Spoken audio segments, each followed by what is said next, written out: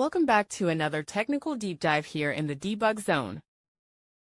Today we're tackling a big question and breaking it down with insights from other users. Hopefully this clears up some misconceptions and helps you get the answer you need. So buckle up, stay a little curious, and let's jump right in.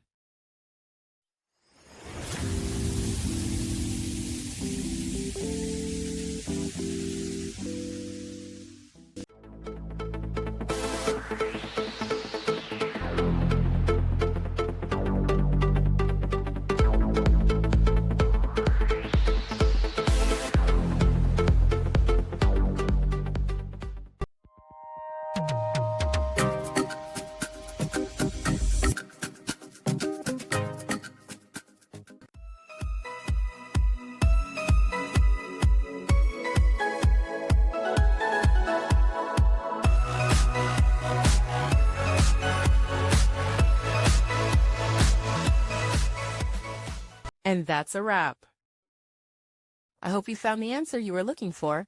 If you did, take a second to hit that subscribe button. It really helps out. And let me know in the comments which solution worked best for you. See you next time in the debug zone.